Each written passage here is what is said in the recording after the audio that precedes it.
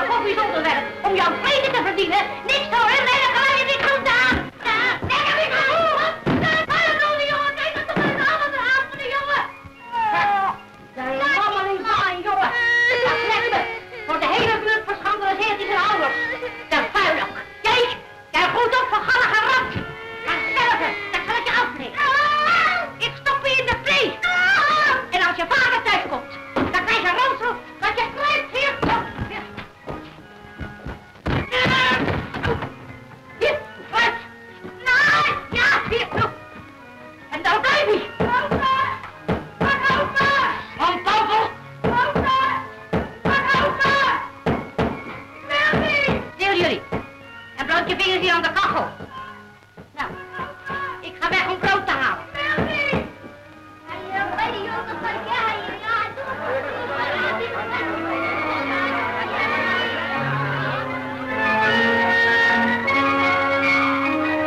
Opzij jullie, tot de deur.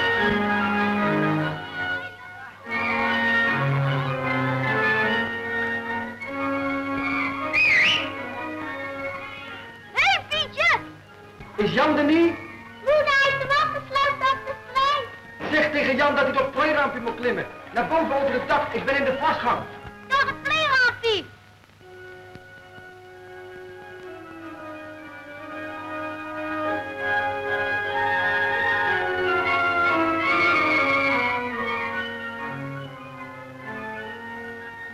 Hé, wat is dat? Een luchtjeschep op het dak? Moeder heeft me opgesloten. Je hebt me versmeerd. Zo? Ha, zo is dat. Die kan mij in de pop op de taas. Ha. Hij de lol in, bandiet. Hoor je dat? Vriendje Pietje Puk. Bejoer.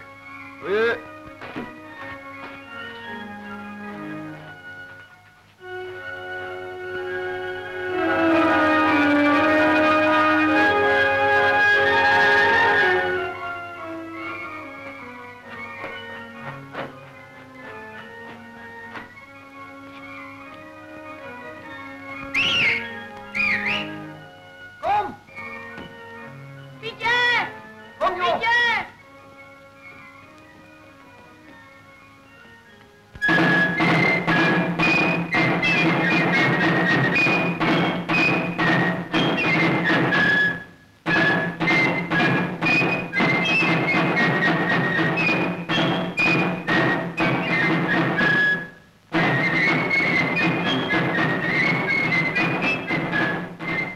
Hoor je dat, Pietje?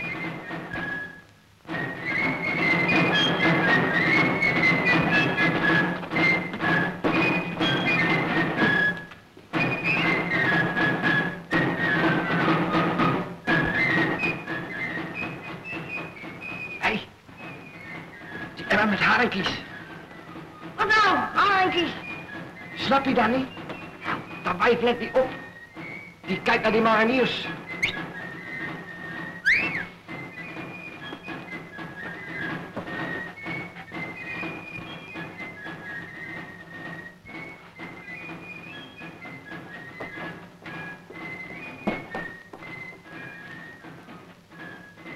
Hé, jongen! Nee, ik heb geen haringen nodig. Ik heb gisteren pas een grote bezending aangekregen. Als je zo te zeggen cadeau krijgt, hè? Nee, en dan in de zomer, met die rotvliegen, dan ze de volgende dag al bedorven. Nee, ze binnen vers. We hebben ze vanmorgen in de Maas gevangen. Ja, binnen Schotse haringen, joh. Nou, dan hebben ze zich zeker vastgevreten aan een touw van een boot die van Schotland komt en zich laten meeslepen. Mijn oom is kapitein op een schip. Hij heeft me gezegd dat de haringkies dat dikwijls doen. Ik koop geen gestolen waar. Nee, ze binnen niet gestolen. Kijk, mijn vingers voorop stijgen. Zo, kun jij dat? Kwaaiaap. Vooruit, je brengt die haringen terug en vlug. Jan, jij mij, we willen verkeerd. Het is hier een thuis voor christelijke jongelingen. Ach, lummel. Hé, waar ga je naartoe? Je brengt die vis terug of ik zal je een pak op je broek geven dat je heugen zal, begrepen? Heeft die haring gestolen bij een visvrouw op de hoek? Goed zo. Moeten ze meer doen. Die visstalletjes ben een schade van ons winkelmensen. Malen maar de rotharingen. Nee, ze.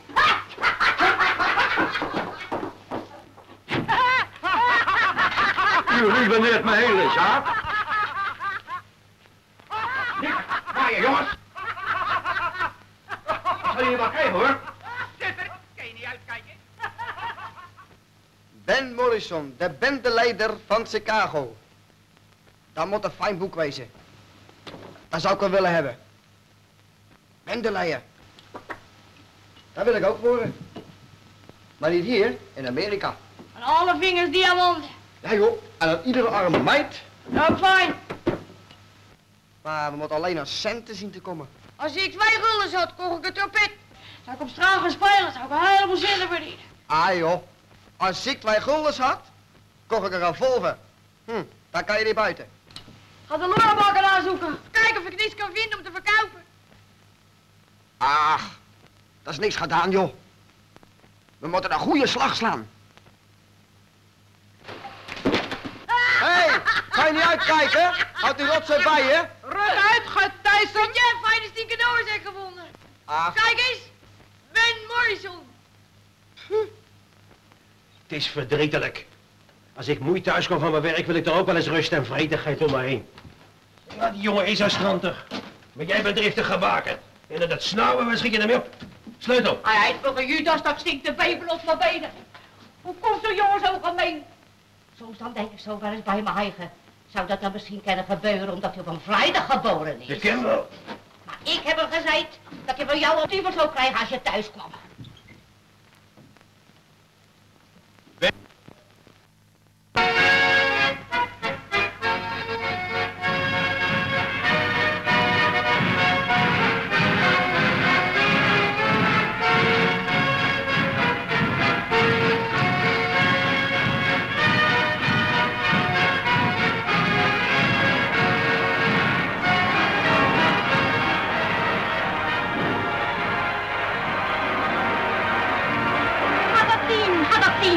In de moerassen van Rino Rico heeft de beroemde professor Mac de laatste afstammeling ontdekt van het edele geslacht der Wakkie-Wakkie-Indianen. Wakkie! Wakkie, wakkie! Wakkie, wakkie. Wakkie, wakkie. Stilte, dames en heren, stilte alsjeblieft. Hij heeft hem uit Amerika meegenomen.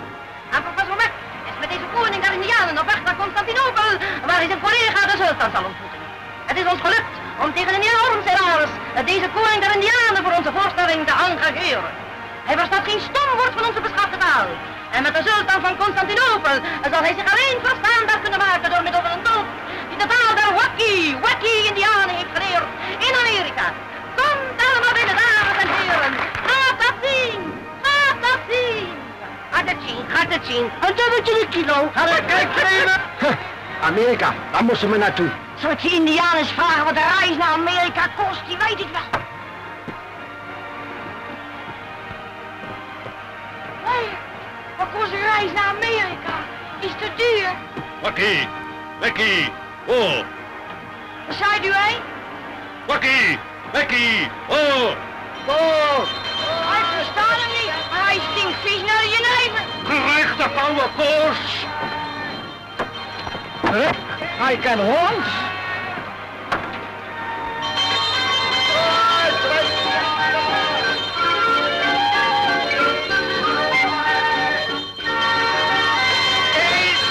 Kijk eens, joh. Aan die draaimolen van een moordgrieten. Nee, joh, die paarden met die lange manen, die binnen veel mooier. Die mogen de hele dag voor niks meedraaien. Is het even fijn? Die zullen niet weglopen. Dank u. Mag ik even ontvangen? 2 cent. Dank u, dank u. Weet je, ik weet wat om spier te komen.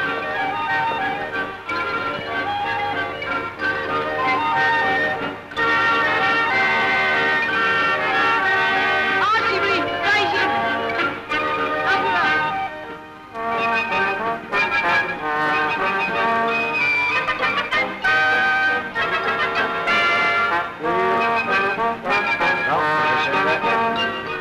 Alsjeblieft, meisje. Dank u wel. Hey.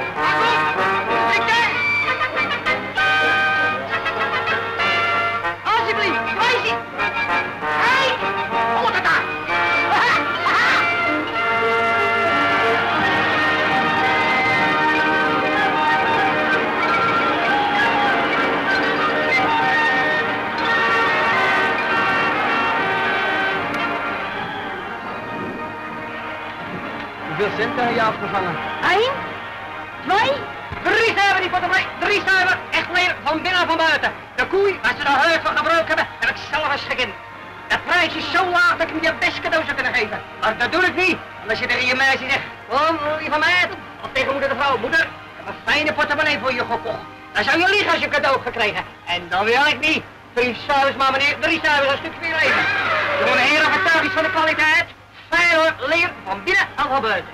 Fijne portemonnee kopen voor mijn moeder. Kijk jongen, hier, fijne portemonnee hoor. Leer, echt leer. Ben je gek, joh? Zo net van binnen. Die centen hebben we nodig om bij Morrison te kopen. Kom. Oh jongen, nee, 3 stuivers maar hoor, 3 stuivers. Wat je allemaal kopen kan als je spierheid, hè? Wat hè? En hier heb je Ben Morrison, de bendeleider van Chicago. 10 vervolgen. En dat hè? De geheimen van de kinderjuffrouw. Kinderjuffrouw. Over liefde? Enkel over liefde. Ik heb er zelf van gesmuld. Dat moet hem ook. Hoe kost het? Een dubbeltje. Daar. Niks anders, jonge heren? Nee. Goed Shabbos. Goed jongens. Hoi. Zeg, we gaan naar de spoorwagen. Beste, mijn moeder heeft visite vanavond. Kan ze mij niet gebruiken. Ik? Gaat niet meer naar huis. Mijn vader die ranselt me maar. Mijn moeder is lijkmoe. De gravin leidde Ben Morrison met hartstochtelijke blikken in haar zwoel verlicht boudoir. Wel door. Kom, dan gaan we lezen. Was ik nooit getrouwd? Hé, kan je niet uitwijken, lange darm? Doe dan, joh. Gooi je poten mee. Ga er toch van het raam vandaan. Hij doet nog niet lang genoeg op die verlekte jongen zitten wachten, hè? Ga hem toch slapen, mens. Voor mij komt hij nooit meer terug. Die straatslijper. Ach, je doet zelf nog geen oog toe. Ik heb een vastende pijn in mijn kop.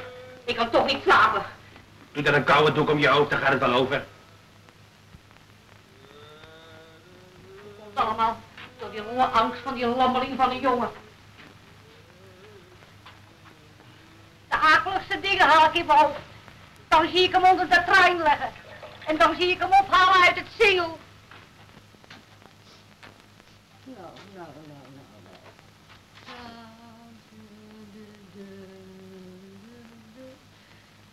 Wat zal zijn kleren er weer uitzien? Hij komt natuurlijk morgenochtend pas aanzetten. Met vodden aan zijn lijf. Ik moet het maar allemaal opbrengen. Ik krijg het maar ook niet meer vliegen vangen bij elkaar, die ongelukkige 7 guldens in de week. Is die daar? Huh? Hé, daar? Nee. Wat moet dat daar? Dat is een agent die achter de bezopen vent aan loopt.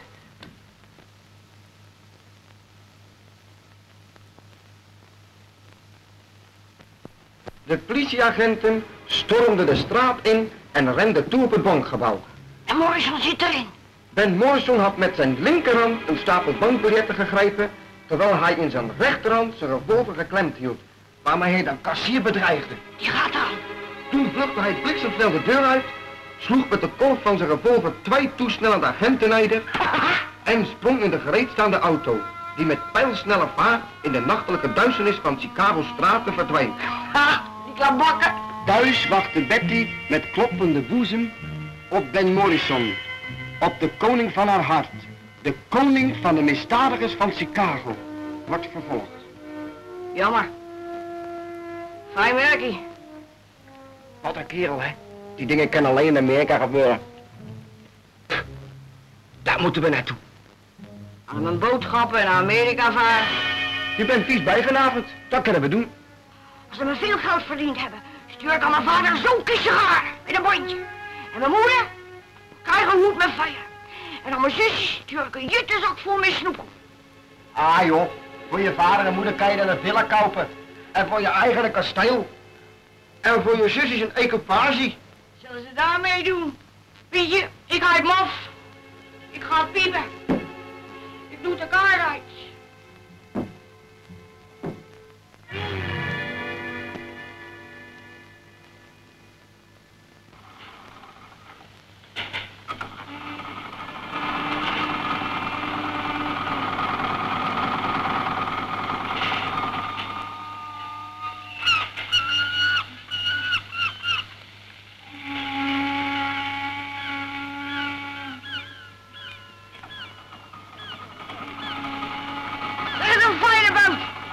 Ja joh, dat is een haak.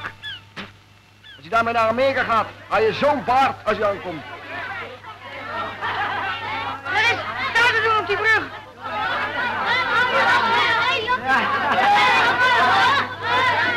Wat moet er hier? Ik kan toch wel niet schuiten met water gaan mieten. Let op, bouwen op de kop.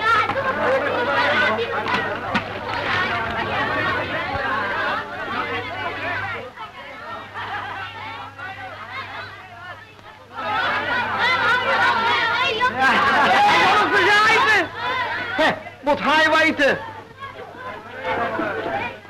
Schamen jullie je niet? Moet het arme beest nog verdrinken? Stom en kap. Denk je dat een kat geen gevoel heeft? Voort, haal dat beest eruit. Voor een kaart?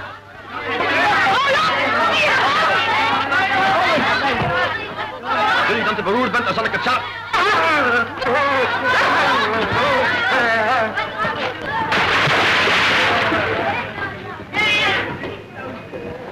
Bij die jongen van jij, ja, doe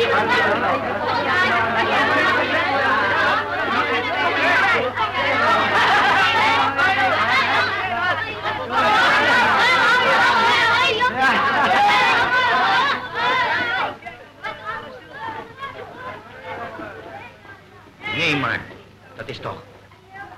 Zo, kleine half. Nou heb ik je meteen. Oh, ik ben die persoon van die harenkies. Zeg op, hoe heet jij? Nee, Dirk niet.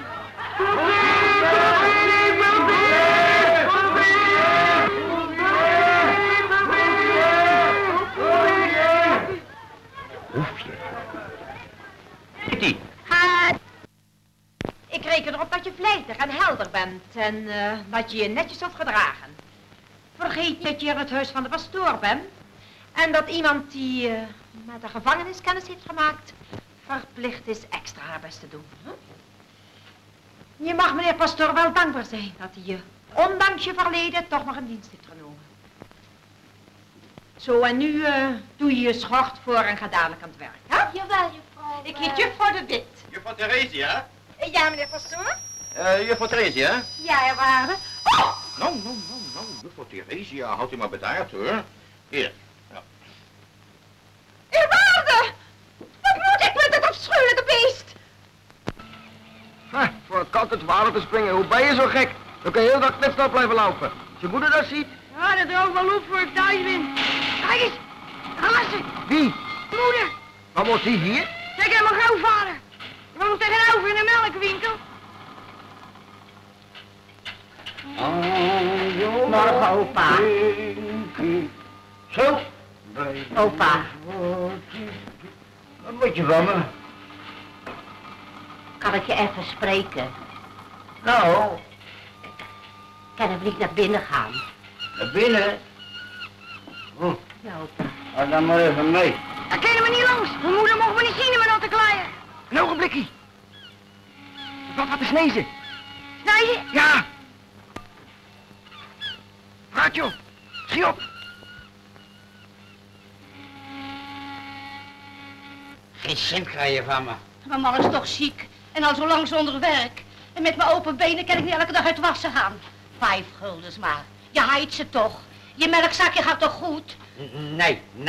Ik kan er zelf eens net komen. Onder de matras van je bed heb je toch een zak vol met guldens. Ja, doe nou, opa. Onder mijn matras. Hoe weet je dat? Ja, of ik zo stom zou wezen. Nee, mijn centen verstop ik elke dag ergens anders. Hier, niks als strooi, dat kan je krijgen. Hoe kan je nou zo hard wezen? We bidden toch je kinderen? Kinderen, slampappers zijn jullie. Met je smeerlap van een Jan. Die liegt als de dode dood. En die stinkt als de raven.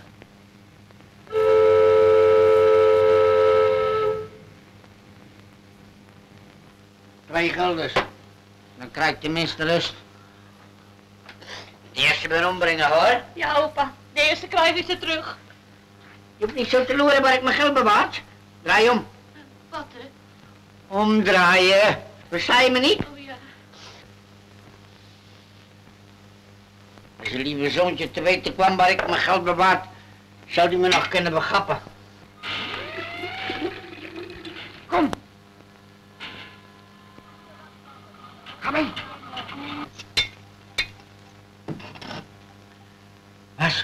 is dat? Mijn melk! Melk. Mijn melk!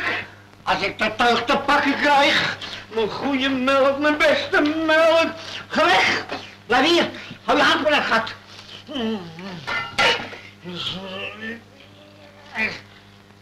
Geen cent krijg je van me. Zeker 5 kan weggelopen.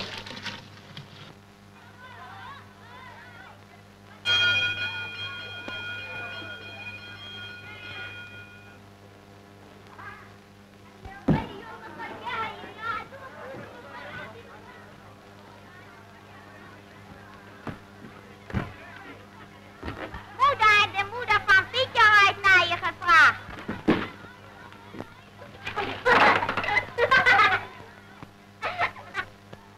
Hé, woont hij aan zeker Wat van er dan? vogels? Wat moet je van me? Hij is de hele nacht niet thuisgekomen met Pietje. Och, wat een kind. Als die jongen van jou om in zijn poten krijgt, is het mis met hem. Jij maakt nog eens een moordenaar van hem. Mijn Jan, dat is een beste jongen. Maar jouw Pietje blijft bij jou op de slechte weg. Van wie leeft mijn jongen die heerlijke taal? Van mij zeker niet. Van die luisterborst van die jongen van jou. Weet je wat je bent? Een Amsterdam. Mag jij zeggen dat het een getoomte bel?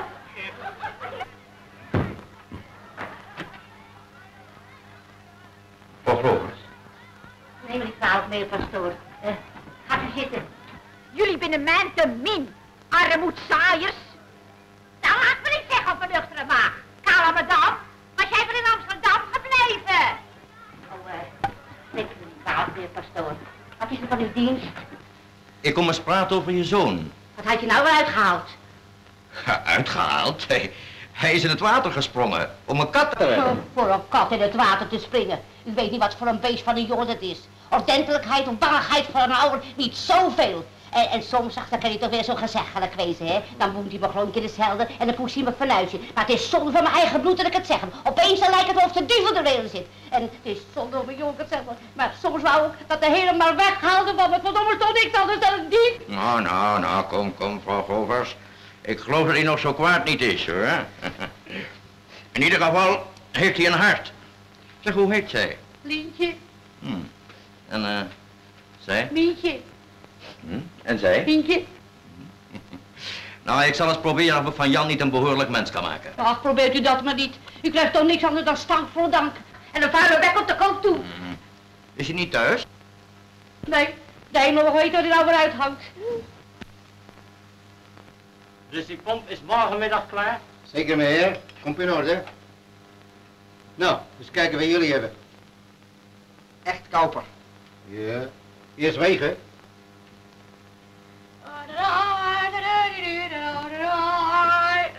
Zou je gulden geven? Joh, die fietspomp kunnen we gebruiken. Stop onder je jas. Zou me? En dan smeer je hem kalmpjes de deur uit, begrijp je? Nou joh. Geef 2 kwartjes. Nou, gaat maar vast. Ajusies.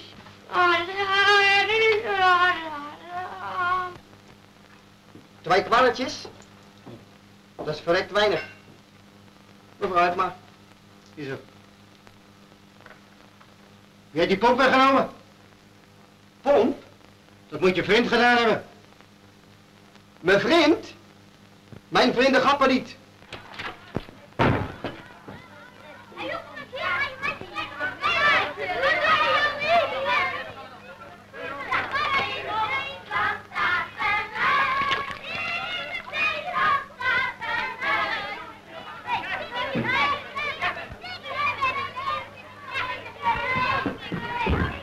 Hé. Zo, Jan. Ben je... Jongetje, hier blijven. Niet weglopen. Ga uit. Wat heb je uitgevoerd? Heb je gestolen?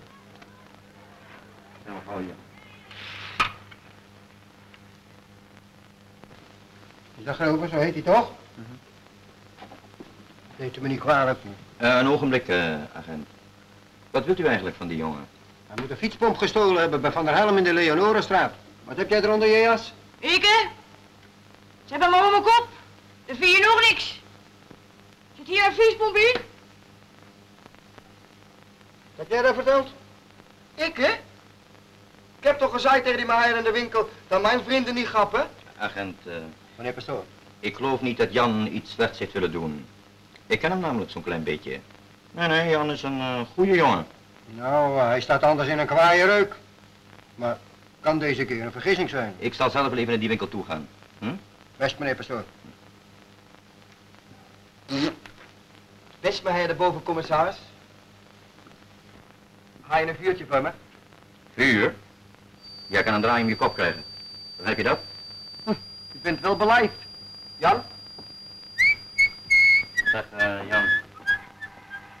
Is dat jouw vriend? Vriend? Kan wel. Ja, die jongen die bevalt me niet. Begrepen? Zo. En nou wijs je me die winkel waar je die pomp hebt weggenomen. Ja. Ik zal met die eigenaar praten dat hij geen werk van maakt bij de politie. Kom. En als jij zin hebt, Jan, dan moet je me vanavond eens komen opzoeken. Opzoeken? Ja. Je zal toch wel nieuwsgierig zijn hoe het met die kat gaat, hè? Ja. Die kat moet je met meisjes voeren. Zo. Daar wordt hij lekker dik van. Ja, dus je komt vanavond, hè? Ja, meneer pastoor. Meneer pastoor. Ja. Het was erg aardig van je dat je me uit de soep hebt gehaald. Zo. Ik verlang daar maar één ding voor, Jan. Dat je nooit meer tegen me liegt. Afgesproken.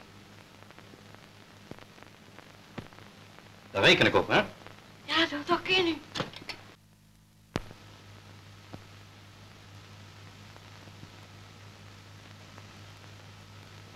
Dag.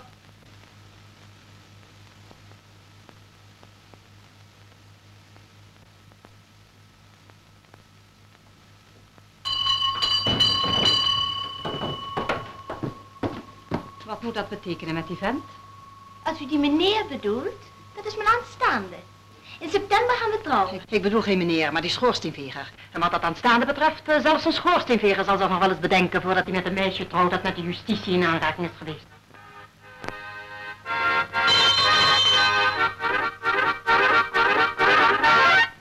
Vandaag. Pastoor heeft gezegd dat ze de kat moest komen opzoeken. Moest door de keuken komen. Keuken komen? Wat opzoeken? De kat. Wat? De kater. Die zit over.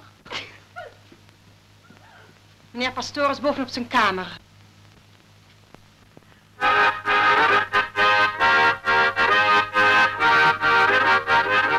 Op met dat lawaai. Kun je je schoenen niet uittrekken als je in een fatsoenlijk huis komt?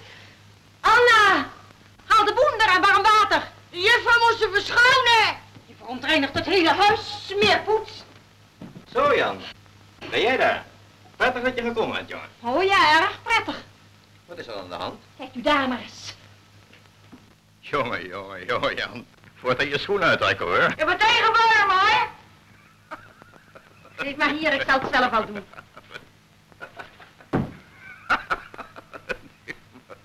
Gietbezoek in de pastorie. Vertel eens, Jan. Hoe kom je aan die prachtige mondharmonica? Gekregen. Zo. Ja, het was een heel groot huis. En er was een kinderfeestje. En toen was er zo'n bloemetje en die blaasde erop. Maar hij kon er natuurlijk niks van.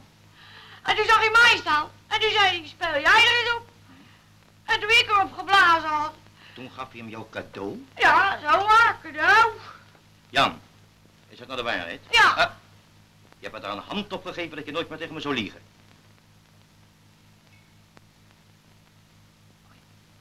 Een kinderfeestje was er. Oh. Een cadeau had hij me niet gegeven. Zeer? Nee, die jongen die liet hem leggen en toen hij... Ja, maar die jongen van wie die mondharmonica weggenomen is dan natuurlijk erg verdrietig. Ja, hij speelt er toch zelf ook graag op. Denk je niet, Jan?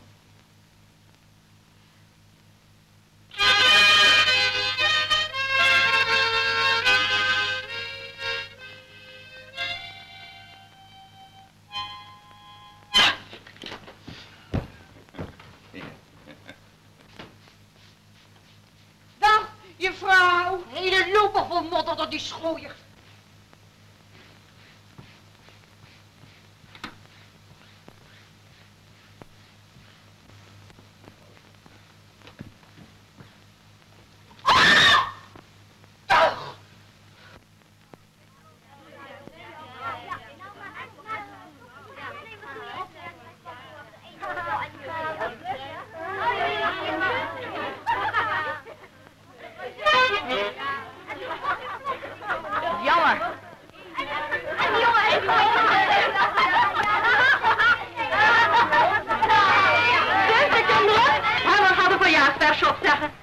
Paddy, wacht even met die limonade. In je nieuwe levensjaar komen wij hier bij elkaar. Drink een Fosco limonade, eet je een taartje chocolade. Veel geluk hoor, beste Koos, wordt een echte bolleboos.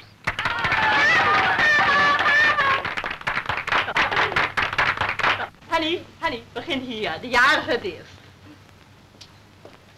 Zo. Wie is dat? Ik weet het niet.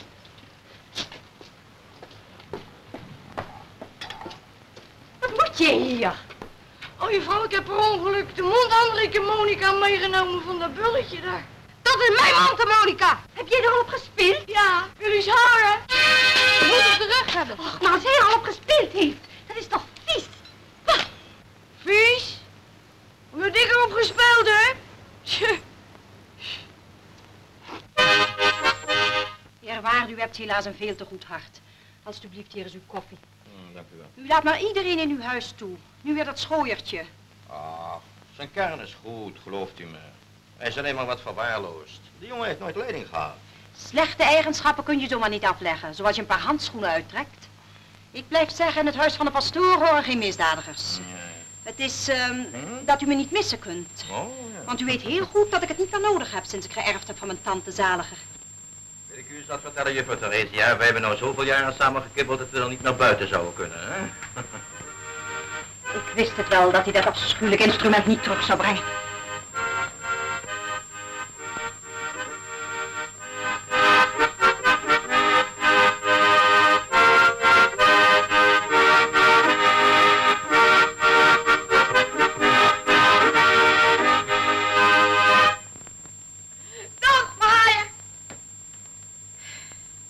Jan, hoe zit het dan met die mondharmonica? Mondharmonica? Dat was een hele fijne juffrouw. En hij had je me echt cadeau gegeven. Ze was er vies van me. Ik geloof je, Jan. Ja, hij maar. Ik jou ook. Juffrouw Theresia, wil je gaan en zeggen dat ze voor Jan een paar boterhammen met worst klaarmaakt? Met worst? Ja, je zal toch wel honger hebben, jongen? Oh, hij krijgt altijd honger. Nou, dan zullen we jou eens goed voeden, jongen. En waar? Ja. Moet juffrouw Theresia ook een beetje beter voeien. Minstens veel te tolle hout. Wat heb je daar gezegd? Nou, juffrouw Theresia, heb ik alleen gezegd dat Jan een goed hart heeft? Nou, dat krijg ik nou te eten, ja of nee? Het geschreeuw. Mijn hoofd barst. Hoe beleef ik het? Nou, zet welletjes, Jan. Wil je ook een glas spuitwater, joh? Ja, fijn prikwater, maar hè, krijg je lekker van boer. Spuitwater hebben we niet in huis. Ja, koffie lust ik ook. Staat u toe dat u uw koffie opdrinkt? Koffie deugt ook niet. Veel te veel sigaraaien. Dat kan een plezierige avond worden. Zeg, heb je nou je schoenen wel uitgetrokken? Alsjeblieft. Ah, daar hebben we poesie. Ah, lekker diertje. Ga jij maar muisjes vangen. Hup. Zo, dan houdt hij weer lef.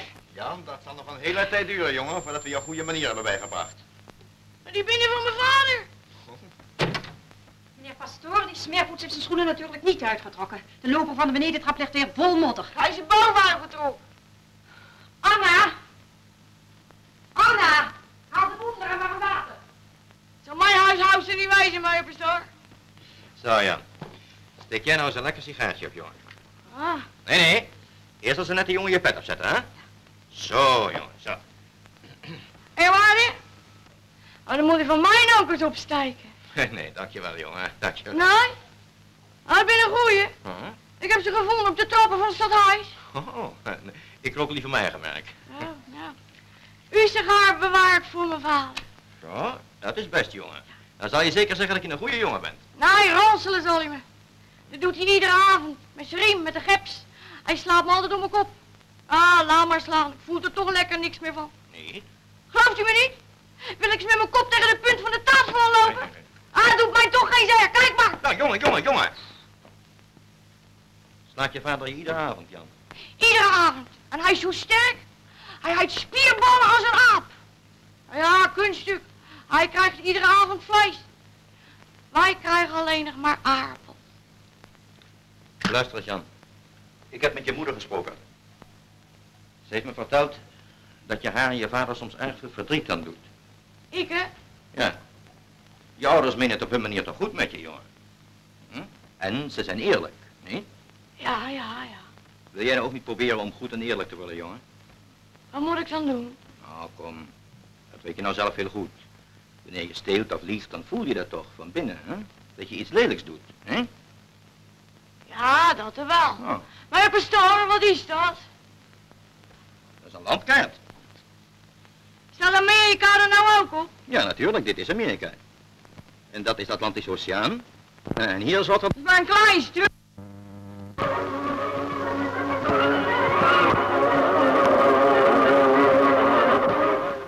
Ik ga naar de kapper om de hoek. Ik moet mij gaan laten verzeren. En dan ga ik naar de bioscoop. Maar dat hoef ik zeker niet mee te nemen, hè? Nee hoor, ga maar. En denk erom dat je Flippy uitlaat. Dus die weet wat in de kamer doet, dan kan je er van langs hoor. Dat is een lekkertje. Staat je ook dadelijk terug, hoor. Jij gaat maar altijd naar de bioscoop en ik moet op die rot passen. Ga je eruit met die dikke vent met die kale kop? Dan had je geen bliksem aan. Je had me 5 spieren beloofd, hè? Als die niks in de kamer die. Hou me niet op, ik moet naar de kapper. Als ik toch een bijna sterf.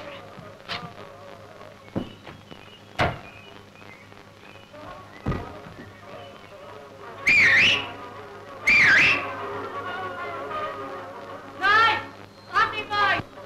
Moet er los strijken. Armen opzetten. We moeten eens uit. Ja, ik moet een pintje passen. Zo, zo. Ja, maar nee joh. Niet te dicht bij die hete pot met kolen komen, een mintje. Ach, Bast. Westkapper was er gesloten. Ik zelf mijn haar branden. Oh, niks moe. Jouw heilige Ik roepen. wil je toch wel zeggen dat je niet mag praten met de gatijzen van de overkant. Moet jij? Willen jullie ons met rust laten? Wat? Dan praat je maar met dat dieventuig. En wat dan? Dieventuig? Uit!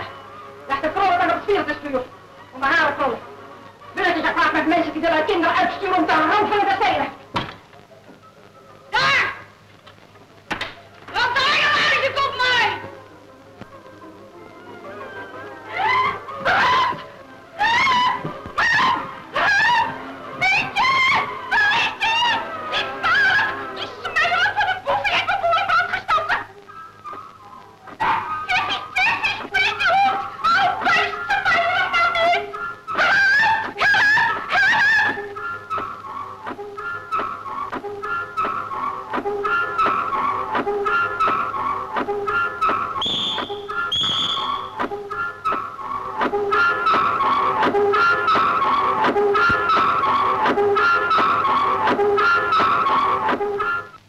Mijn kamer heeft hij in brand gestoken en mijn Pietje brengt je op het slechte pad. Die jongen is de pest van de hele buurt, meneer. Ze moesten naar de Kruisberg sturen en het verbetergesticht. Maar ik klaag hem aan. Ik laat mijn Pietje niet langer door dat val de rappers bederven. Achter de tralies hoort hij. Hou je bedaagje voor Bongers. Ik geef toe dat inlichtingen over Jan allesbehalve gunstig zijn. Ik heb hier allerlei klachten over hem. Maar het is onze taak ervoor te zorgen dat zulke jongens buiten de gevangenis blijven. Omdat ze daar de kans lopen met elementen in aanraking te komen, waardoor ze eerder slechter dan beter worden. Daar ben ik volkomen met u eens. Vooral in het geval van Jan zou dat erg jammer zijn. Omdat er werkelijk zoveel goeds in hem is. Ik reken er dus op, juffrouw Bongers, dat u Jan niet aanklaagt. Wij proberen die jongens voor hun ondergang te behoeden. Als ze in gunstige omstandigheden waren opgegroeid, dan zou ze ook zo moeilijk niet zijn. Maar ruwheid en nijpende armoede vernielen heel veel in het gemoed van een kind. Lekker kind. Ja, het gaat er alleen maar om zulke wilde grijpvogels in een betere omgeving te brengen. Waar ze met tact en liefde geleid worden. En waar ze het goede voorbeeld van anderen zien. U kan praten als brugman, maar ik zeg dat Jan straf moet hebben. En niet zuinig. Waar gaat het op die manier heen met het fatsoen van de buurt? Het fatsoen van de buurt wordt niet alleen door jongens in gevaar gebracht, juffrouw Bongers. Waarom kijkt u mij aan daarbij, Jan? Is er soms een steek onder water? Laten we ons tot de zaak bepalen. Eerwaarde, als u instaat voor de jongen, is er misschien nog een uitweg te vinden. Oh, als pro-juvent u te helpen wil, dan kan ik ervoor zorgen dat hij opgenomen wordt in een opvoedingsgesticht ergens in Brabant. Daar kan hij dan een vak leren onder goede leiding en ik ben er zeker van dat de broeders een goed mens van Jan zullen maken. Weet jij wat ze daar met je doen, hè? Dan moet je een doodje slapen op spijkers. En dan krijg je op je falie met een karawats met riemen met allemaal punten eraan. En dan scheren ze de kale plek op je kop. En dan moet je pastoor worden, of je wil of niet. Houden ze me niet. Als ik de kans krijg, spanker ik weg. Jij? Ah joh, dat kan je niet. Als je uitknijpt, zetten ze de bloedhonden achter je aan. De zenuwen zullen ze krijgen. Dan gaat ons plan om naar Amerika te varen. Ik loop weg. Jij? Dan was ik met mijn kop door de muur. Je kent me nog niet. We zullen zien, Jantje. Ik zal iedere avond in de wagon kijken of je er al bent. Klooster.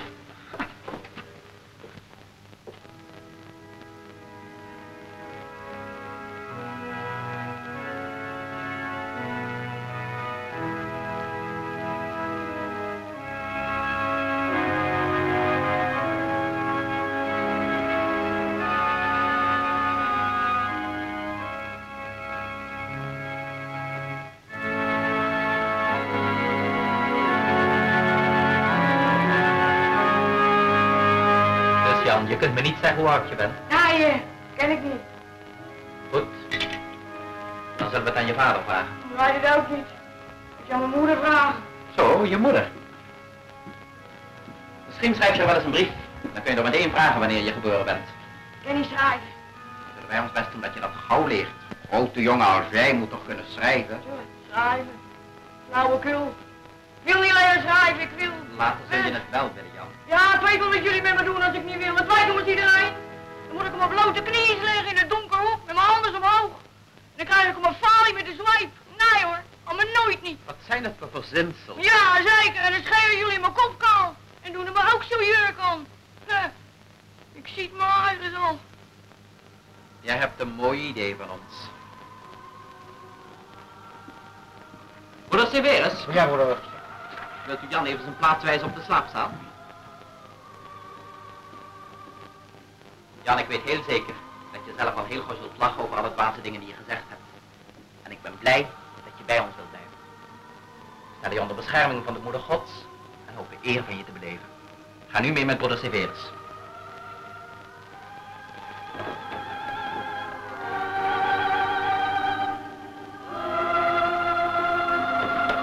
Dag, mijn jongen. Henk, dit is onze nieuwe vriend. Wijs jij hem bovenop de slaapzaal zijn bed aan. Ja, broeder Severus. Goed.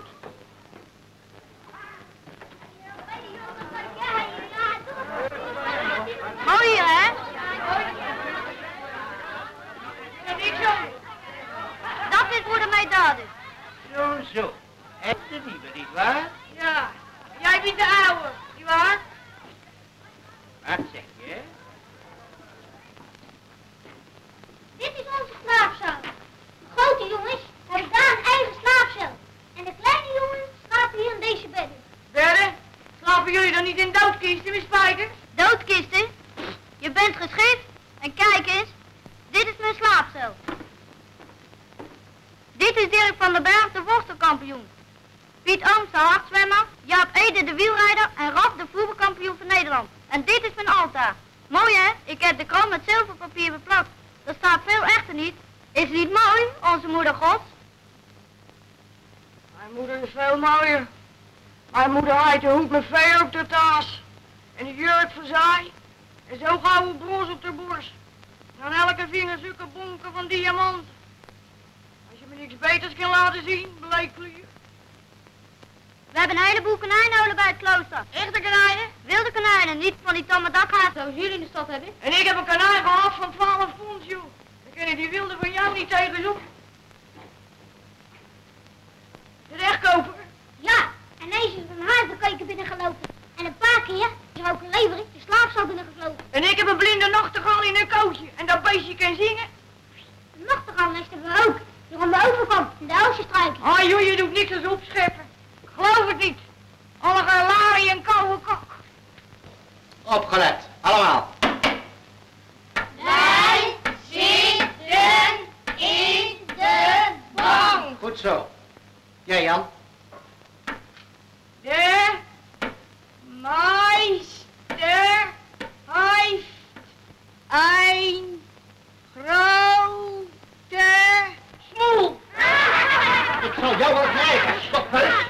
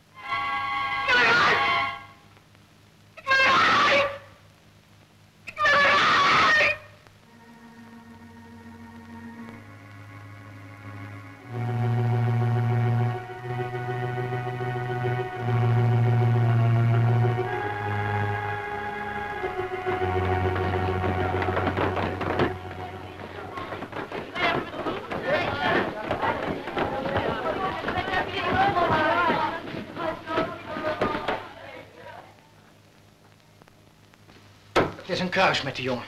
Het is de koppigste die we tot nog toe gehad hebben. En bovendien is hij nog achterlijk voor zijn leeftijd. Ja, je kunt wel zeggen idioot. Het is een hopeloos geval. Ik hou die jongen helemaal niet voor idioot, broeder Severus. In ieder geval heeft hij karakter. Karakter? Ja, ik heb hem goed waargenomen. En gelooft u me, hij heeft een origineel karakter. Al mag hij dan af en toe een klein beetje achterlijk zijn, zoals u dat noemt. Maar onze lieve let meer op hart dan op verstand. En voor hem zijn er geen hopeloze gevallen. Ieder kan gered worden, als er maar een klein beetje goede wil in zit.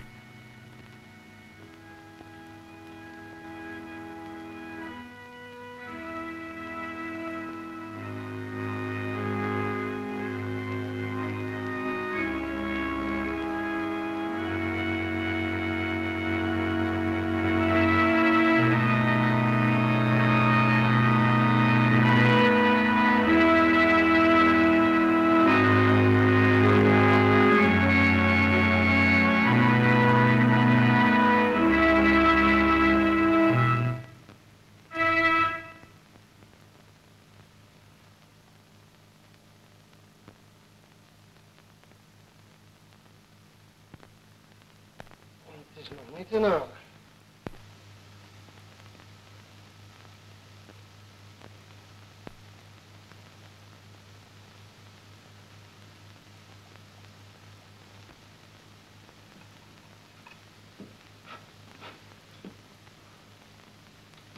Zo Jan, ben jij het? Kom maar een beetje dichterbij. Wat moet dat worden? Ik probeer de nieuwe stemmen. De orgelpeper. Zie je dat niet? Ik ben de orgelbouwer. Orgelbouwer? Ah, ik ben er al een hele tijd mee bezig. We moeten eigenlijk een nieuw binnenwerk hebben. Want oude, dat is een beetje zwak op de borst. Dus kijk, dat is de Vox Humana. En dat is de Angelica. En deze lange zie je, dat zijn de diepe bastonen. En dan heb je die kleintjes, dat zijn juist de hoge fluittonen. Ah, dat zijn die jukkies. Ah, je bent maar amper muzikaal.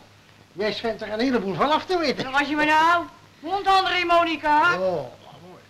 Kijk eens, een orgel, dat heeft zijn inwendige, net als wij mensen. Jij zou toch ook niet kunnen zingen als je geen longen had om adem te halen en geen stembanden en geen keel. Wij maken de inrampen van het orgel. Wil je me niet helpen? Nee, ik vind een orgel van niks. Er zitten geen eens vrouwenkoppen op met van die krullende haren. We hebben veel mooier op de kermis. Ja, maar dit orgel klinkt veel mooier. Alle gaan poppenkassen van neurie draaien. Bij ons op de kermis draaien maar aan de slinger en er komt muziek van eigen zijn. Geef mij maar mijn mondharmonica. Ja, jij komt bij mij eens gerust kijken, hè? Ah, bonjour.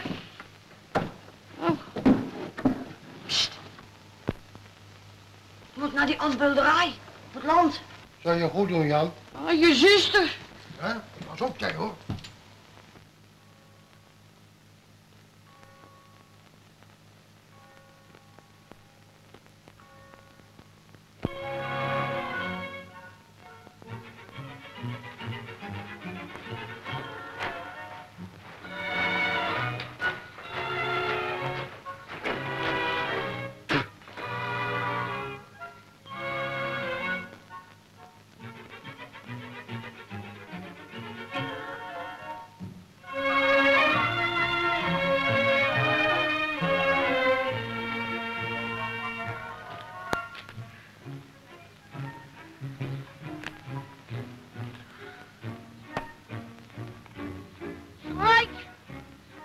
Ik ben dood.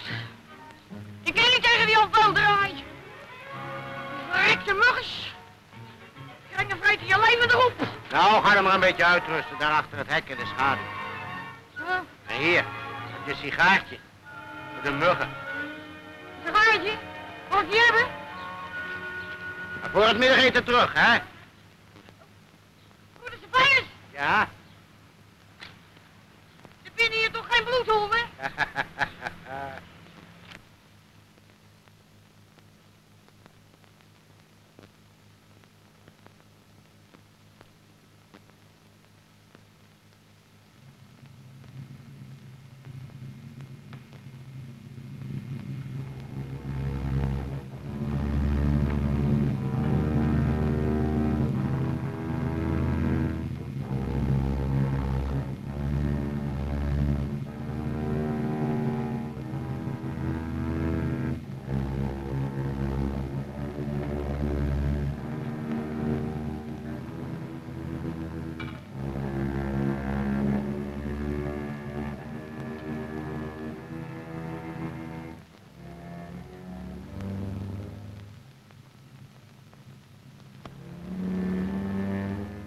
Eten, jongens! Eten!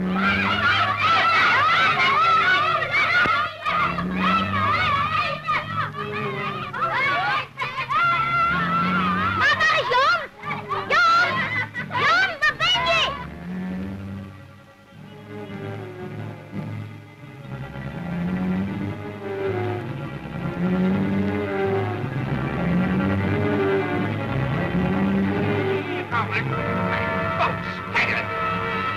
Stel je hier, commissaris.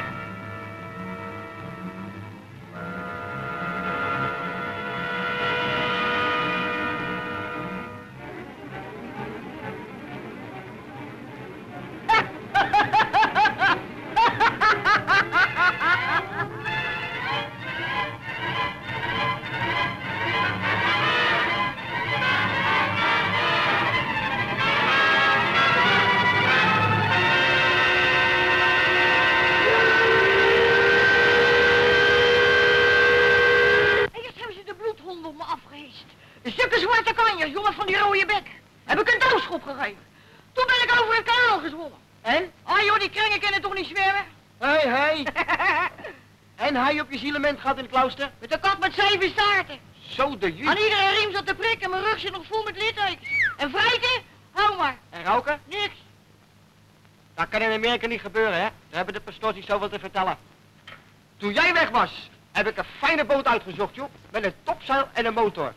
Hij lijkt vlak bij je grootvader zijn huis. Wat mijn grootvader? We moeten alleen een paar blikken benzine op de kop zien te tikken. Dan binnen we in 1 dag binnen we de overzij, in Engeland. Engeland! Oh yes, mon kneusje, oh Jimke niet. Ah, houd je snater. Of we varen direct door naar Amerika. Direct door? Nou, in de zomer. Ik heb al gehoord, er is er eentje met een roeiboot overgestoken. Ja, een paviljoen moeten we ook hebben, blikjes uit de conservenfabriek. En wat geld moeten we ook meenemen. In een landkaart. Die hebben we ook nodig om de goede richting te vinden. Een landkaart? Niet slecht. Ja. Hoe komen we eraan? Naar je pastoor uitrijden. Fijne job met alle eilanders erop en de hele zee. En alle zandbankers. Zeg, is meneer pastoor thuis?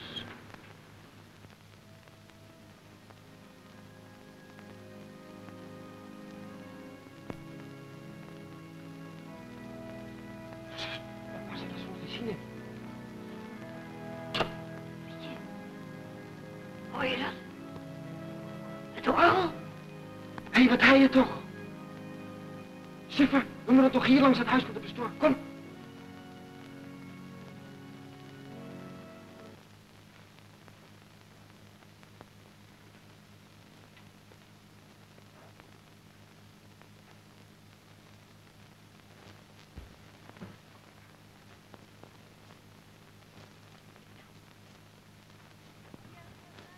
Wat is dat? Je hebt toch gezegd dat er een mens thuis was?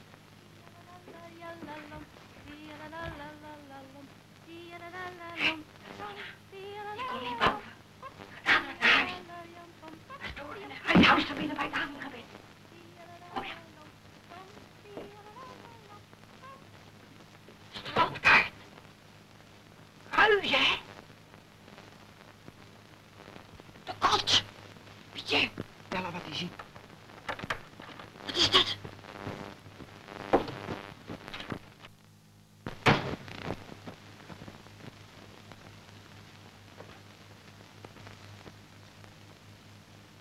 Anna, ben je dan nog? Jawel, meneer pastoor. Oh, je kunt wel naar huis gaan, Anna. Je hoeft niet op juffrouw Theresia te wachten. Die komt over een half uur. Goed, meneer pastoor. Hij gaat naar zijn kamer. We kennen niet door de tuin. Dan ziet hij ons door het raam. Dat is ook wat moois.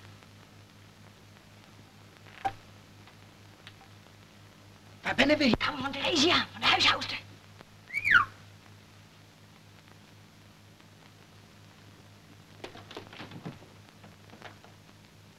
Zeg, zou hier de huishoudgeld wezen? Kom naar mij. Ik wil niet gesnapt worden bij de bouwer. Een ogenblikkie. Kom naar mij. Dan gaan we door de kelder. Anna, ga direct weg. Wacht even. Wat doe je daar? Suffer, snap je dat niet? Dat is voor onze reis naar Amerika.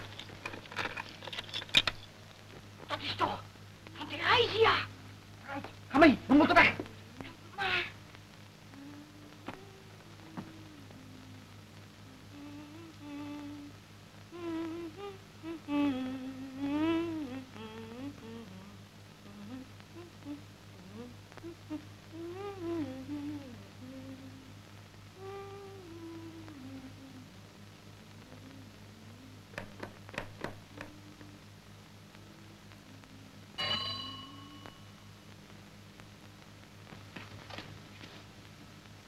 Ze gaat weg. We kennen door het raam.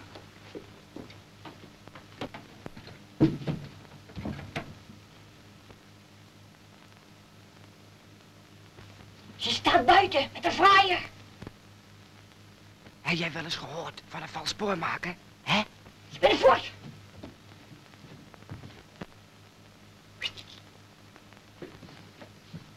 Joh, wat hè? Hier, steek bij je. Vlug.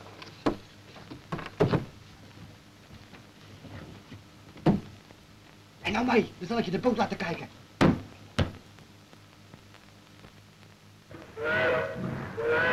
Is dat echt wel een boot? Hoi, joh. Wat? Toch veel te gevaarlijk, zo vlak bij mijn grootvader zijn huis. Ach, Kles niet. We steken toch s'avonds in zee. Morgenavond zal het beste wezen. En nou lopen, als je gesmeerde bliksem naar onze spoorwagen om de cent en alles te kopen. Mijn grootvader. Wat hè?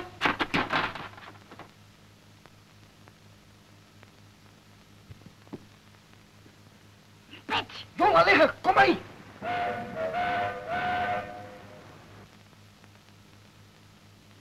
Petjes van... Ik ga naar het. Als je mijn geld maar niet gegaafd hebt, die gouden. Geloof je me dat hij me herkent, hij? In het donker, en we hadden nog. Maar jij mag vanavond vast in huis. Je moet hierboven slapen, de spoorwagen. Maar eerst moeten we alles verstoppen. Zo, en nou nog een paar rotte harenkopjes erop. Zo stinkt dat niemand lust heeft te gaan snuffelen.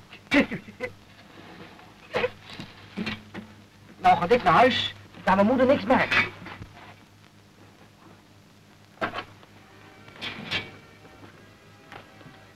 En jij maakt hier. Zeg, steek jij dat geld in je zak. Want als mijn moeder mijn broek nazoekt, dan vindt ze die in de zonne. Ja, hoor je dan? Harmonica. Dus morgenavond klokken 8 bellen we hier. Maar pas op als jullie zien, anders pakken ze je nog. Fijne muziek. Hoor je me niet? Ja, ik hoor naar de muziek. Zo zingt mijn moeder wel er eens, als ze de was doet. Dus morgenavond klokken 8 ben ik hier. Maar dan zien ze me thuis niet meer voor me wegvaar. Ben jij 16? Je praat als een kind. Oh, beliefde moedertje. Nee, ik bedoel al weinig toen ik weg kon hoesten, Mientje. Ach, Kles niet. Ik ben fort. Dus morgenavond klokken 8 bellen we hier.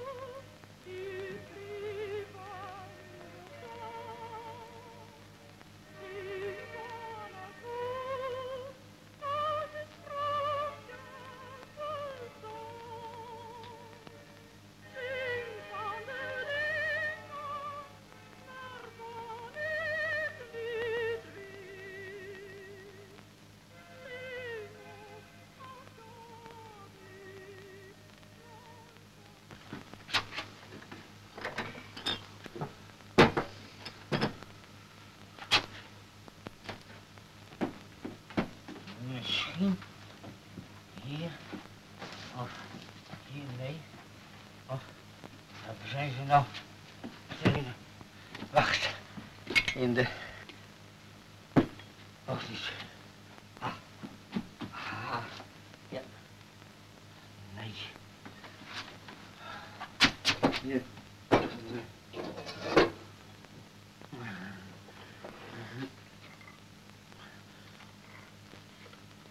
Die vuile dieven. Gehapt hebben ze me guldens. Ik heb ze toch vanmorgen. achter de theepot gelegen. Wat was dat? Gisteren? Nee. Vanmorgen. Dan moeten ze er nog zijn. Gegapt.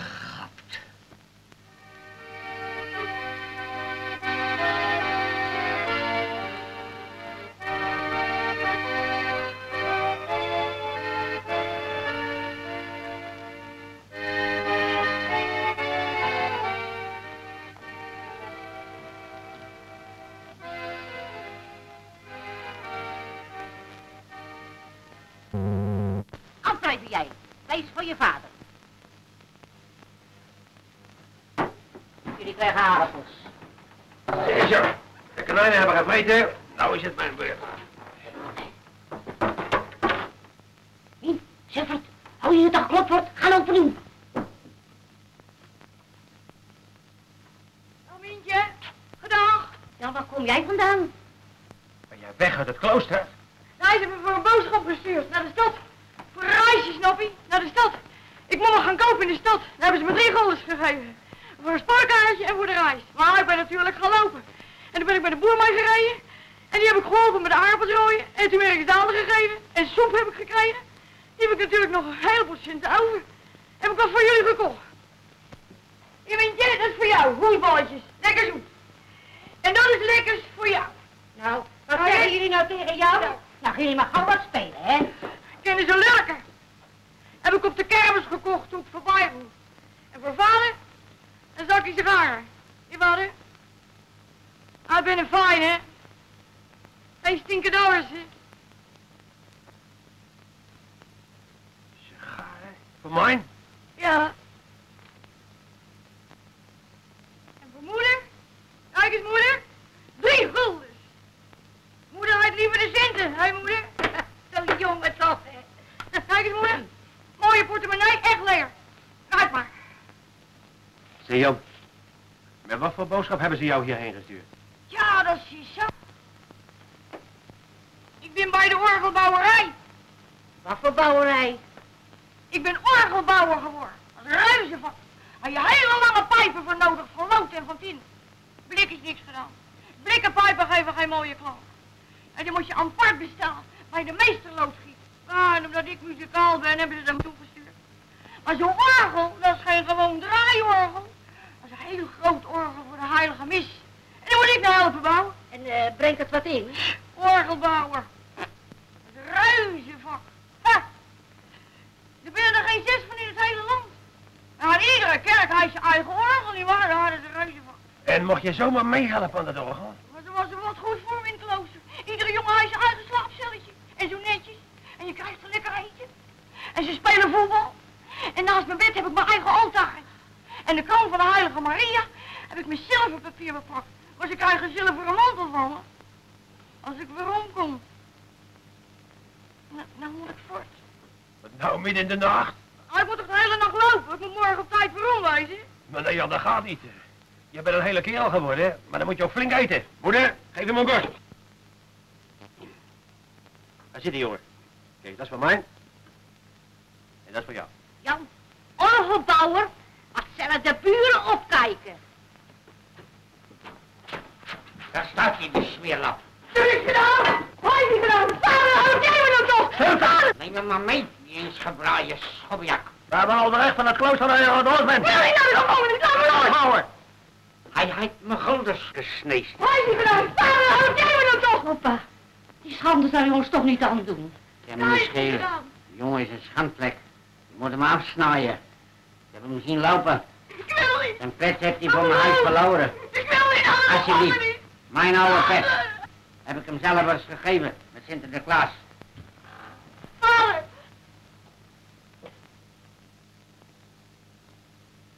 Als je een flinke douw geven, moet je maar denken. Het is mijn eigen schuld. Eigen schuld, kan je niks gedaan. Nou ja, dat zeggen ze allemaal. Je deed beter met het bekennen. Ik beken niks, kan je niks gedaan. Als je nou zo koppig wil zijn, dan moet je het zelf maar weten. Aan mijn bed, want dadelijk gaat je licht uit. Kan je niet gedaan. Kan je niet gedaan. Kan je niet gedaan. Ik ga. Nee.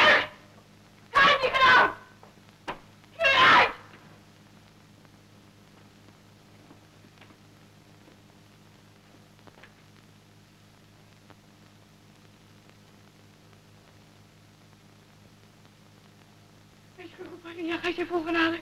De Heer is met u gezegend, zij gij onder alle vrouwen. Gij zijt, ik zal het nooit weer doen. Ik zal nooit weer stelen. O, heilige moeder Maria, laten ze me toch uit de gevangenis laten. O, laten ze me toch uit de gevangenis. Wees geroep Maria, gij zij vol genade.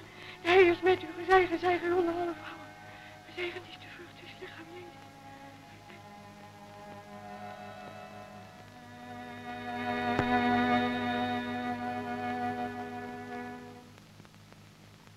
Ja. Dus u wil uw zoon Jan bezoeken? Alsjeblieft, directeur. Ze binnen hem gisteravond komen halen. Hij zei dat hij geen schuld heeft, maar zoveel geld. De man zei, moeder, ga jij dan naar hem toe. En werk nog op zijn geweten dat hij de waarheid zei. Ik ben niet voor bezoeken. Bovendien, de oudste meester zelf de schuld als zijn kinderen niet deugen. Ja, dat is wel zo, meneer. Maar mijn man die heeft hem toch elke avond geslagen. Nou, als ik nou met hem praat, dan zal hij mij de waarheid wel vertellen. Dat gehuil van die moeders maakt de jongens maar van streek. Och nee, meneer. Ik zal niet huilen. Och, alsjeblieft, meneer. 1 ogenblikje maar. Nou, goed dan. Dag jongen, hoe gaat het met je? Goeie. Ach, wat ben we gisteravond geschrokken toen ze je kwam halen. We missen je zo. En je zusje vragen telkens naar je. Moeder, wanneer komt Jan alweer terug? En je vader, die verschaggerijt er hele gaar onder. Waarom komt vader me niet eens opzoeken? Is die nog zo kwaad op me? Nee, Jan. Maar je wil je niet achter slot en grendel zien, zei hij. Jij hoeft ook niet te komen als je denkt dat ik die guldens van opa gestolen. Waarom zeg je nou je moeder niet de waarheid? Ik zeg de waarheid. Jan, je vader, die had je een brief geschreven. Wil je hem niet hebben? Wat moet ik ermee? Nou, dan zal ik hem hier op je klip leggen. En als je beter gemust bent, dan zal je wel lezen, hè? Kijk eens, Jan, ik heb een stukje chocola voor je meegebracht. Ja, het mocht niet. Ik heb het onder mijn doek weggestopt. Nou, hier, Jan, hier nou. Hier. Die chocola aan de klaarbakken. Laat er niet maar zorgen dat jullie buiken dik blijft. Nou, maar jij mag toch ook om me. En als je weer thuis komt, dan zal moeder lekkere dikke scholletjes voor je bakken. En dan... Dan ga je maar naar huis. Pak die scholletjes maar voor opa, dat die eten. De tijd is om. Nou al, maar heer, mag nog niet een ogenblikje blijven, alsjeblieft? Opschieten, je bent al veel te lang gebleven. Maar ben je ook nog... Ik hou me aan het reglement. Blijft altijd een dief. En wie dat eenmaal is, dat ik aan denk... Vanmorgen heeft mevrouw een brief van me meegenomen naar het tuchthuis. Erg streng heb ik hem geschreven. Dat hij de waarheid bekennen moet. Afsnijden, zeg ik. Afsnijden. Wij ben hem nooit in het kwaaie voorgegaan. Ik niet en zijn grootvader niet. Nooit iets met de politie te maken gehad. Heb je hem dat allemaal geschreven? Nou, ik weet het niet zo precies meer, maar ik heb erboven gezet aan Jan Grovers. En ik heb hem geschreven dat het nou allemaal uitgekomen is wat zijn vader altijd had gezegd. Ik heb het ook altijd gezegd. Nemen we er nog een? Ja. Hetzelfde. En ik heb hem geschreven dat het zijn eigen schuld was. En aan het eind wees nou verder. Eerlijk, zo noem ik mijn US-vader. Ik denk, dan weet hij van wie de brief komt. Magnifiek. Proost. Proost.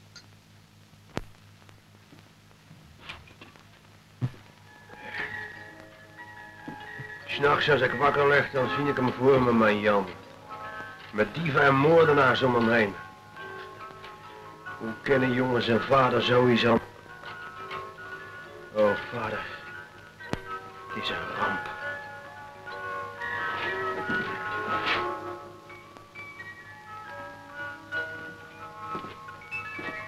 Wat is dat nou?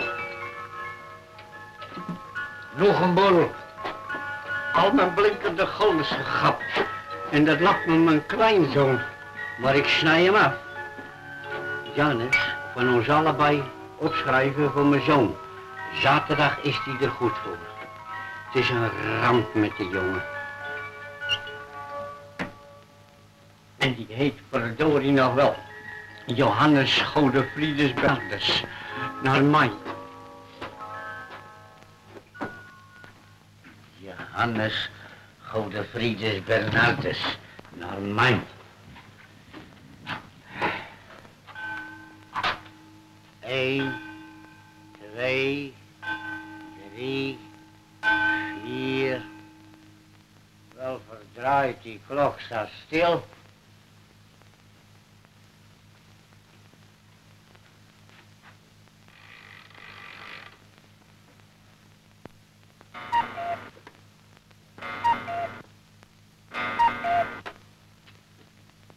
Mijn guldens. Wel verroest. Dan is die jongen onschuldig. Jan komt dadelijk en dan kunt u meenemen. Oh, ja. Het is een geluk dat zijn grootvader zijn geld teruggevonden heeft. Het was niet gek. Zijn geld in de klok verstoppen en dan vergeten waar hij het gelaten had. Nee. Directeur, hier is Schrovers. Laat binnenkomen. God zij geloofd en geprezen, jongen, dat gebleken is dat je onschuldig bent. Zo, nou gaan we dadelijk naar huis. Dan gaan we eerst lekker wat eten. En dan zullen we de zaak verder samen bepraten, jongen. Ik wil niet met u mee naar huis. Dan begint die uitgedroogde juffrouw Theresia me weer te juren dat ik de lopers verontreinig. Haar moesten ze naar een klooster sturen. Haar moesten ze in een doodkist met spijkers leggen en dan de bloedhond op de afhitsen en in de poten laten bijten. Maar wat vertel je toch allemaal, Jan? Ja, het is waar. Ik moest in de doodkist slapen. Jan? Dan had ik zo gehoopt dat je altijd de waarheid tegen me zou spreken. Ja, het is waar. Wat is waar? Theresia is een loeder, een kreng. Vader is een Anno, ze die pest, alleen nog omdat ze in de gevangenis gezeten heeft. Anna, dat is de enige die wat voor een ander overheid. Die heeft me altijd besmeerde krentenbroodjes gegeven. Gelooft u me, meneer de commissaris, 3 maanden in de gevangenis. 90 dagen en nachten opgesloten met allerlei gespuis. Zoiets blijft aan je vastzitten. Daar kom je zomaar niet vanaf. Dat zijn geen handschoenen die je uittrekt. Ja, goed nou. Mag ik even uitspreken? Ik kan u verzekeren dat ik er altijd onheil van heb verwacht. De heilige woning van de pastoor te bezoedelen. Oh, duivelkater, wat betekent dat allemaal? Wacht even. Nou, wat is er aan de hand in de heilige woning van de pastoor?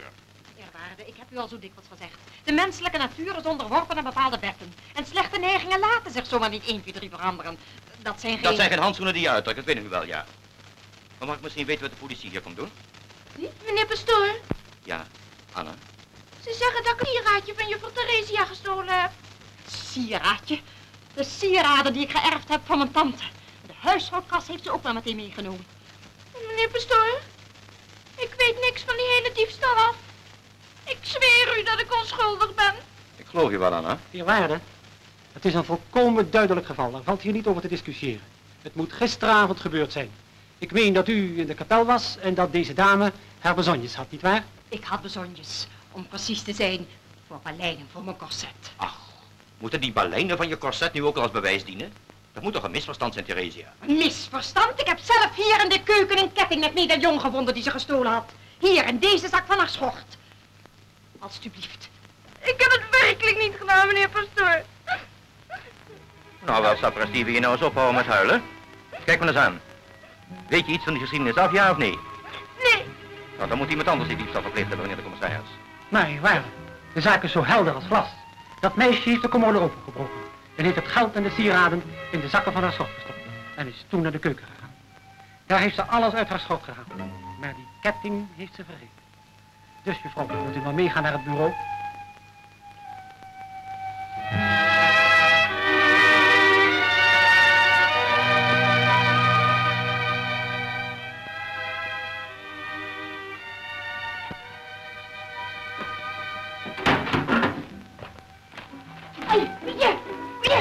Hallo? Verdorie, als je erachter gedraaid hadden. Ik heb gehoord van je pech gisteren, maar waarom ben je ook naar huis toe gegaan? Anna niet! Welke Anna? Anna van de pastoor hebben ze gehaald. Ik heb het zelf gezien. Er was er wel 10 klaphard in de keuken. Met de dievenwagen hebben ze naar de gevangenis gebracht. Nou, is toch in orde. Ik heb de juwelen er vast uitgehaald. Ik dacht dat je die bekwam. Nou, voortmaken, we hebben geen tijd te verliezen. De boot lijkt kortheid. Nee, Pietje! Wat nou? Die arme Anna, die houden ze nou vast in de gevangenis. Ach, de snelheid geen vreemdigheid worden. Als we die voortmaken zijn we met kerst gesloten die in Amerika. Komt Anna naar de gevangenis voor juwelen die ze niet gestolen heeft. Wou jij misschien vertellen dat jij die juwelen gegaan Ik wil dat Anna in de gevangenis komt.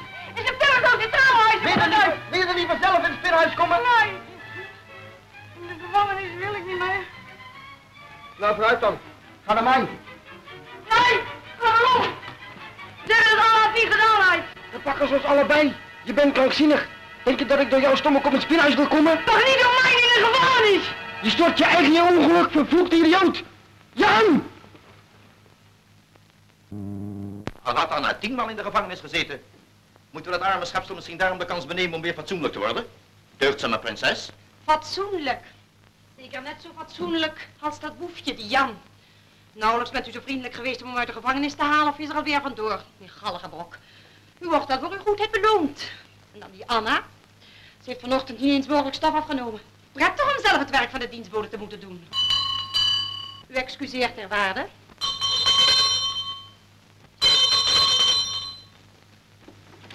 Meneer pastoor!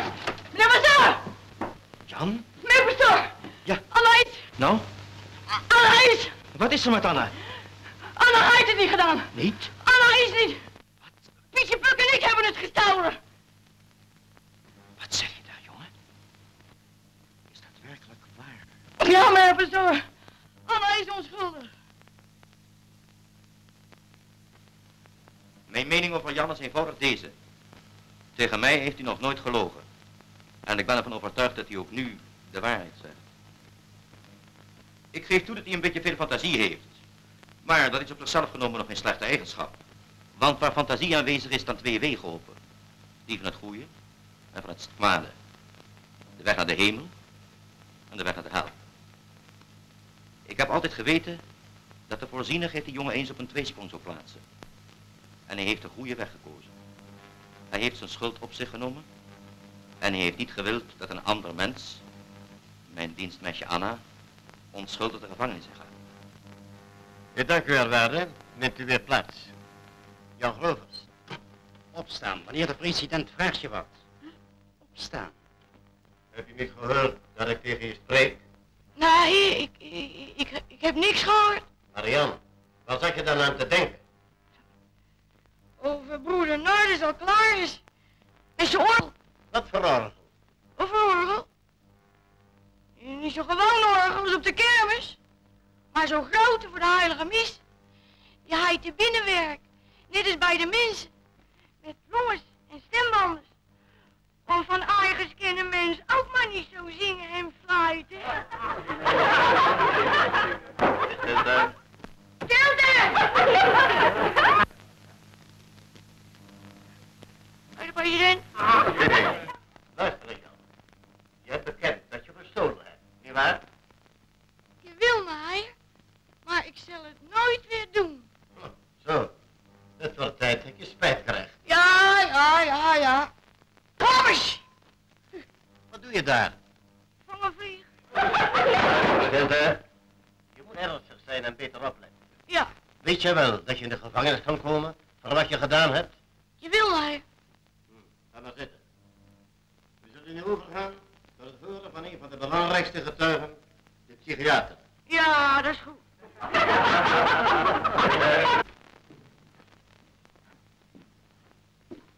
Professor Dr. Noltenius, alsjeblieft. Nou, vriend, wil u zo goed zijn deze twee diertjes mee te nemen? Ik heb ze nodig voor mijn verklaring. Zeg, kom ik er vandaag nog aan te pas? Weet ik het? Je hoort dat nou de psychiater moet getuigen.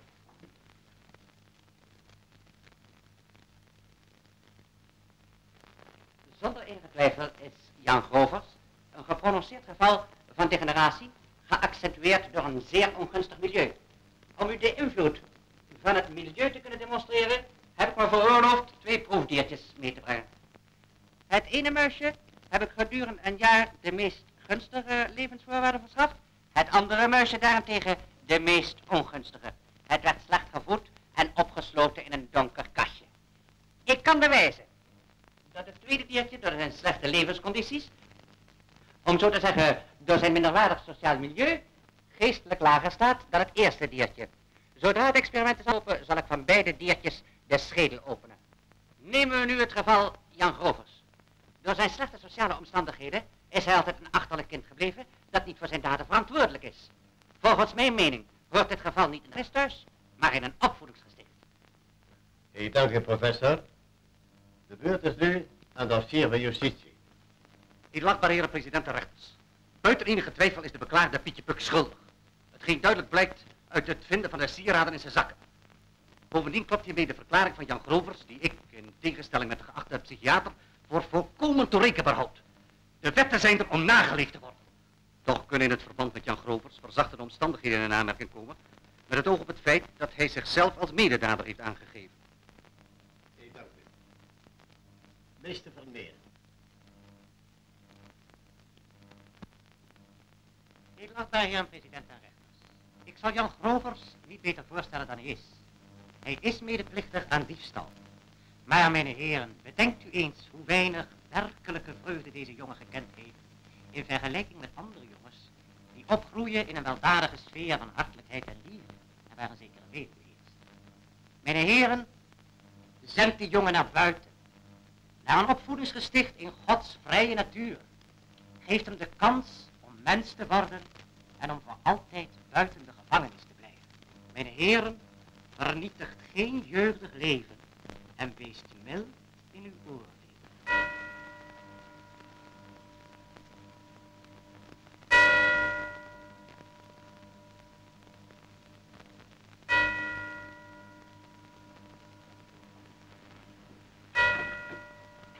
Zo Jan, dan wordt het tijd dat ik afscheid van je neem. Meneer Pastoor, ik wou u nog maar vragen. Heb je weer wat uitgesproken? Ah, ziet u. U weet toch wel, die witte meisjes van die professor uit de rechtszaal. Ja. Zou je er niet een beetje voor kunnen zorgen? Hij wil de lui poppies opensnijden en binnen zulke aardige beestjes. Maar die muizen die zijn toch in het laboratorium bij de professor? Nee, ze binnen hier. Ik heb ze gegopt. Neem u ze mee, meneer Pastoor. Het is vast en zeker de laatste keer dat ik gegopt heb.